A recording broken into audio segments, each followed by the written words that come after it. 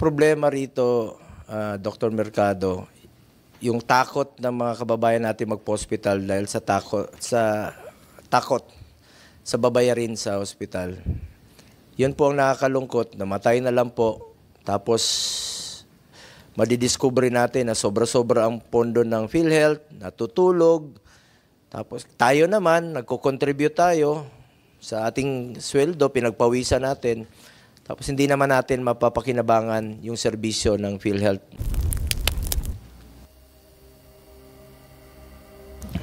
Salamat, Comsec. Let me just give my opening statement po. As part of the oversight function of this committee, we continue to conduct this hearing to monitor the developments on PhilHealth's commitments to all Filipinos. Patuloy nating babantayan ang PhilHealth upang masiguro na matutupad po ang kanilang mga pangako sa ating mga kababayan, lalo na po yung sa kanilang sinabi na walang pasyente ngayon na pupunta sa mga pagamutan na walang makukuhang benepisyo sa PhilHealth. I am looking forward to working closely with Dr. Edwin Mercado, who has recently appointed as the new president and CEO of PhilHealth. Actually, dapat last week pa po itong hearing natin na-postpone na lang natin dahil nagkaroon po ng changes sa leadership. And I wish Dr. Mercado well, and I hope that his background in the medical field will lead to better PhilHealth management. Sabi ko nga, finally we have now a doctor sa mamumuno sa PhilHealth. Welcome po, sir, and you have my support dito. Basta gaya ng nag-usap tayo nung nakarang linggo, unahin nyo lang po ang kapakanan ng mga kababayan nating mahihirap, yung mga pasyenteng umaasa sa PhilHealth. Malaking hamon po ito ang sasaluin ni Dr. Mercado bilang bagong leader ng PhilHealth. Unang-una na yan ang zero budget ng ahensya para sa taong ito at ang paggamit ng wasto ng sobra-sobrang nitong pondo. Tulad ng sinabi ko noon kay Mr. Ledesma, isa puso dapat ang pondo ng PhilHealth ay para sa health. Kaya nga po pinangalanan niyang PhilHealth ay dapat po para sa health yan. At hindi naman po negosyo ang PhilHealth. Insurance po yan. Meron pong masasandalan ang Pilipino tuwing tayo po ay nagkakasakit. Hindi yung matatakot tayong magpa-hospital, ayaw nating magpa-hospital dahil takot tayo sa babayarin sa hospital. Dapat kampante po tayo. May peace of mind tayo kung tuwing tayo po ay nagkakasakit. I would like to thank Mr. Ledesma for all his efforts to improve PhilHealth and the healthcare benefits it is mandated to provide. In all fairness, nagbunga po ang ating pangungulit as they were able to act on some reforms under the leadership of Mr. Ledesma. Sa ating pangungulit po, sulit po ang ating pangungulit. Nagkaroon na po tayo rito ng 12 hearings, pang 13th na po ito, for your information. Simula pa po sa health emergency allowances. Kinukulit natin ang DBM, DOH, ang Executive Department, services rendered po yan. Salamat po, Secretary Yusek Chong and Yusek Bravo, Secretary Ted, sa DBM. Na-release na yung 27 billion. Pero still, ngayon, may sumisigaw pa rin. Kahit saan ako magpunta ng mga liblib na lugar, mga health workers doon, hiya pa rin ang sinisigaw. At sabi ko, you have this committee as an avenue. Magsalita kayo anytime dito para po ito sa mga kababayan natin. May opisina kayo na pwede nyong ilabas ang inyong hinaing. At going back to PhilHealth, na-discover natin na meron pong excess funds ang PhilHealth. Kaya po kinuha ng national government, ng National Treasury, nagkaroon tayo ng hearing dito with Secretary Recto. I'm sorry, medyo na-pause na po ako sa trabaho. Sabi naman ni Secretary Recto, ito po yung mga excess funds na kailangan nilang walisin at gagamitin sa ibang priorities. Salamat rin po sa Supreme Court. Finally, nag-issue sila ng TRO sa natitirang 29 billion. Nagkaroon na po ng hearing, I think February 3. February 4 sa Supreme Court at pinigilan nga po yung pagta-transfer ng natitirang 29.9 billion. But how about the 60 billion? Ginamit na ba ito? Mababalik pa ba ito? Habang naghihingalo yung mga pasyente na walang pambayad, nagamit po yung pondo ng PhilHealth sa ibang proyekto ng gobyerno. Wag naman po sana. Against po ako dito dahil para sa akin, PhilHealth funds yan. Para sa health yan. Ang kalusugan po ay katumbas ng buhay ng bawat Pilipino. Marahil hindi kailangan na mayayaman yan. Ang nangangailangan po dito yung mga kababayan nating mahirap na walang matakbuhan. Gusto ko lang pong ipakita sandali yung video muli, sir. Bagong presidente kayo. Meron 2 pasyente. Ayaw magpa-hospital dahil maybe for some reasons takot sa hospital sa babayarin, namatay. Nanganak, namatay.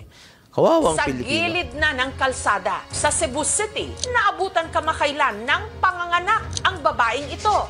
Ayon sa mga saksi, kahit may umantabay namang ambulansya, ang babae hindi pa rin sumama.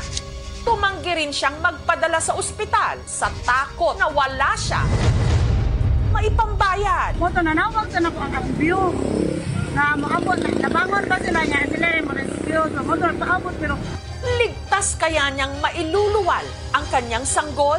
magpapila mo sa magpapila sa hospital. Ha? Wala na manon ka. Samantala, balikan natin ang babae sa Cebu na tumangging magpadala sa ospital at piniling manganak sa gilid na lang ng kalsada dahil sa wala siyang perang pampa-ospital. Naan abot ganina nga nurse. May mga rumisponde naman daw na medical workers at volunteers pero tumanggi pa rin ang babae. Ang ginang na piniling manganak sa kalsada at ang iniluwal niyang sanggol, parehong namatay.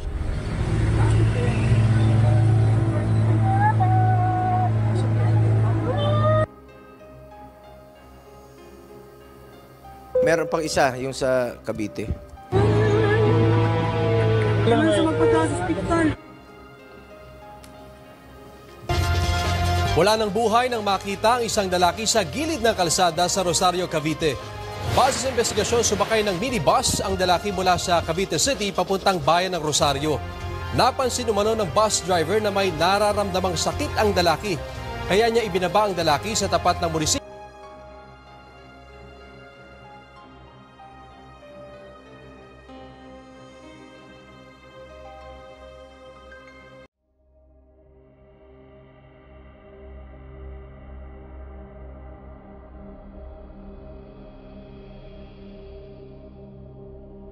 Ang problema rito, Dr. Mercado, yung takot ng mga kababayan natin magpo-hospital dahil sa takot sa babayarin sa hospital. Yun po ang nakakalungkot, namatay na lang po. Tapos madidiscover natin na sobra-sobra ang pondo ng PhilHealth, natutulog. Tapos tayo naman, nagko-contribute tayo sa ating sweldo, pinagpawisan natin. Tapos hindi naman natin mapapakinabangan yung serbisyo ng PhilHealth na maayos. Halimbawa na lang po, no, isang health worker, provincial health officer po ng Camarines Norte. Nung na-admit po siya, 4 million. Ang sinagot ng PhilHealth, 27,000. Nung na-admit siya muli, 6 million. Ang sinagot ng PhilHealth, 29,000. A total of 57,000 out of 10 million. Ang nakaltas sa sweldo niya, 200,000. Ibig sabihin, nalugi siya, namatay na. Ngayon, tataasan ninyo ng 50% ang case rates. Salamat po. Pero magkano ba yung 50% ng 57,000? 28,500. I-add mo yon, that would be 85,500. Still, less than 1% ng hospital billing niya. Napakaliit pa rin po. At last year, nangako ang PhilHealth, sabi niyo, dadagdagan ninyo yung benefit packages sa ating pagpupursige. In fact, pumirma kayo ng commitment letter sa previous leadership previous president na si Mandy Ledesma na 50% ng case rates tataasan ninyo. Sasama na ninyo yung dental packages. Ayun, pinirmahan ninyo. Dental packages, yung sa mata, check-up sa mata, libre ng eyeglasses. Ito pang polisiya na nadiscover natin, single period of confinement policy na bawal ma-cover ng PhilHealth kung the same sakit. Ito yung tinatawag na no repeat sakit policy ninyo. Pagka nagka-pneumonia ka ngayon, pag na-admit ka muli next month, bawal within 90 days. Sabi ko, kalokohan naman yun. Mapigilan ba natin magkasakit? Yung 24-hour confinement policy ninyo na kailangan pong magpa-admit ng 24 hours, nag-introduce na po kayo ng bagong emergency packages. So, sana babantayan po natin ang inyong mga pinangako. Salamat, yung dental, yung mga suggestion ng ating DOH officials, yung Chong, sinama na po nila yung, Sir, ikaw rin sa nagsuggest nun, Senator Tulfo. Buti na lang, isinumbong ko sa inyo nun. So, sinumbong ko kay Tulfo.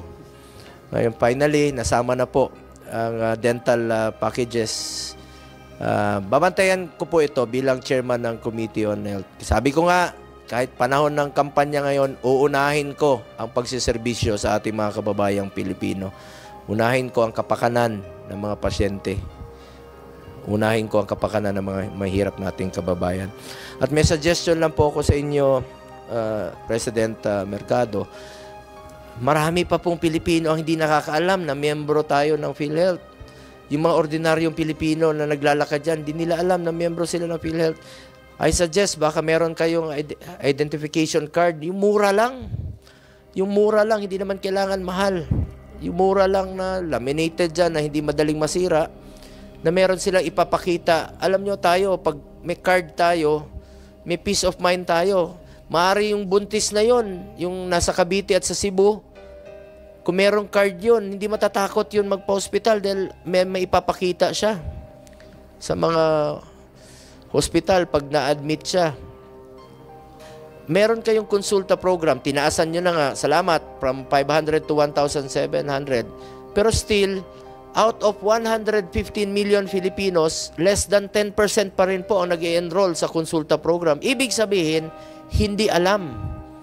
Hindi po alam ng Pilipino na miyembro po sila ng PhilHealth. Information na drive rin po ang kailangan dito, Dr. Mercado. At alam ko, mas alam mo ang trabaho na ito dahil doktor po kayo. Ang pakiusap ko lang, unahin po ang kapakanan ng mga mahirap nating kababayan.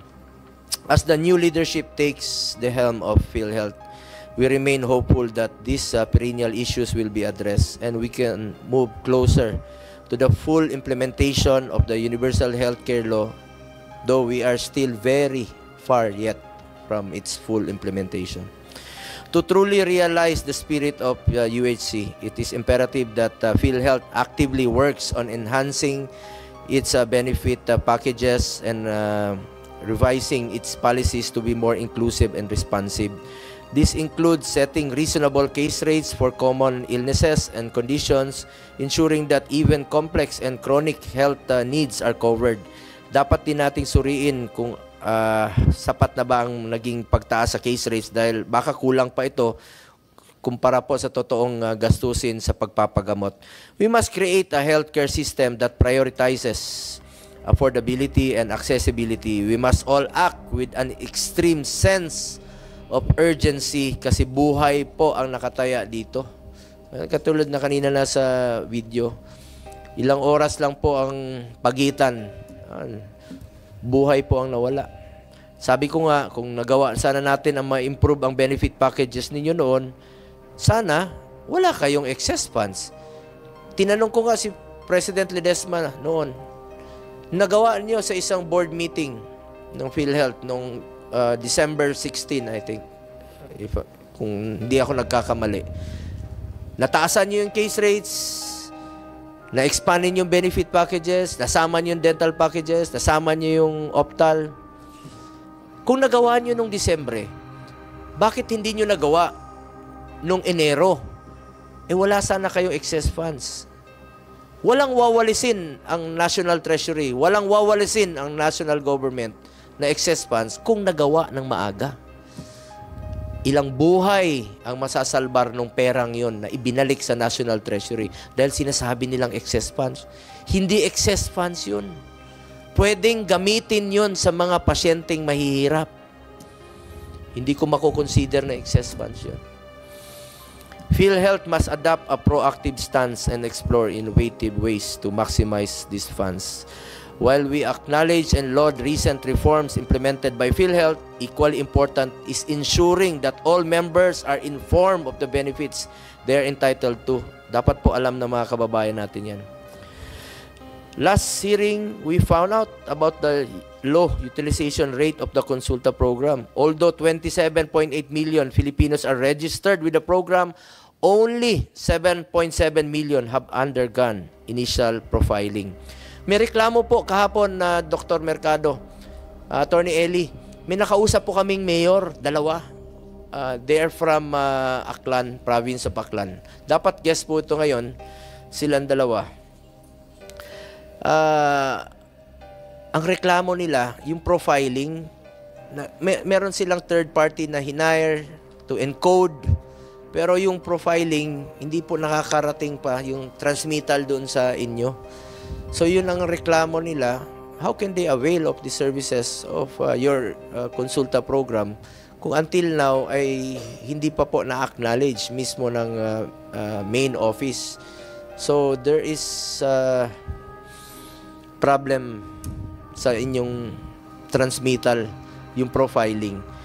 At last hearing, yun nga po nasabi ko, mabagal yung registration process na tinatawag nila. Dalawang mayors po yung nagreklamo. And I'm sure 1,494 towns, municipalities, and more than 100 cities, ganun rin po ang magiging problema. I don't know. Kindly check on that. Maybe sa transmittal, sa internet raw, or sa inyong profiling. Bilisan nyo lang po dahil buhay po dito ang nakataya. At we will also continue to discuss the developments in our goal of making medical assistance more accessible. Sabi ko nga, pag mataas po ang coverage ng PhilHealth, mas mababawasan ang problema ng DOH, ng PCSO, ng DSWD. Kasi mas malaki yung counterpart ninyo, mas mawawalan ng yung problema natin sa out-of-pocket expenditures. So, please lang sa PhilHealth, mamaya marami tayong katanungan. Lastly, we are committed to make this hearing as a platform and avenue for our healthcare workers to voice out their concerns. Unahin na lang po natin ang HEA, no, report ng HEA. Dahil kailangan na po umalis nila Secretary Yusek Bravo. At babalikan ko po yung full report ninyo, updates from PhilHealth. Bibigyan ho namin kayo ng sapat na oras to report to the public kung ano ng plano ninyo for this year at ang anong reforma. At unahin lang muna natin rin po itong, we have 3 hospital, 5, sana. We have 5 local hospital bills. Ito pong establishing the San Miguel District Hospital in Zamboanga del Sur, establishing the Aurora Medical Center. Pangatlo, establishing the Liloy General Hospital in Zamboanga del Norte. Ito yung sa inyo, Congressman. At pang-apat, renaming the Abra de Ilog Municipal Hospital in Abra de Ilog Occidental Mindoro to Abra de Ilog Community Hospital.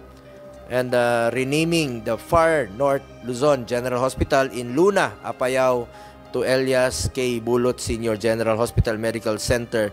5 hospital bills po itong tatalakayin natin. At ito rin pong HPEP, no? Ito po yung mga health facilities. Kumusta na po sila? At wala bang naging mga white elephant dito na pinondohan po ng national government? Baka nakatiwangwang lang. Papakinggan po natin ang kanilang updates. And of course, itong sa kay Senator Rafi. Yung sa anti-venom issue rin po na gustong talakayin rin po ni Senator Tulfo. At updates on HEA and updates on malasakit centers. Dr. Mercado, I'm sure alam mo yan dahil you're from PGH, may malasakit center din po doon. Kung tumaas po yung coverage ng PhilHealth sa mga pasyente, halimbawa na lang, may 87,000 yung hospital billing, kung tinaasan po ng PhilHealth yung coverage, halimbawa, nag-cover kayo ng 30,000, yung babayaran ng pasyente na 57,000, lalapit yan sa Malasakit Center, hingi ng tulong sa PCSO, DOH, DSWD, mas mababawasan yung problema niya kung tataas yung coverage ninyo. Buti na lang po, may Malasakit Center na pwede nilang lapitan yung ating mga pasyente. Mas mababawasan yung problema nila sa kanilang hospital billing. But, pag tumaas yung coverage ninyo, mas malaking tulong po yun sa mga mahirap natin. Sana ma-attain natin na yung zero balance na wala ng problema at makakauwi sila. Kasi yung ibang pasyente, sinasangla ang mga gamit, refrigerator sa amin sa bukid. Yung mga karabaw, binibenta para lang po makalabas sa ospital. Mahirap po maging mahirap at malaki po ang tulong ng PhilHealth dito na may masasandalan po sila. Anyway, Senator Tulfo, meron kayong katanungan about anti-venom? Yes.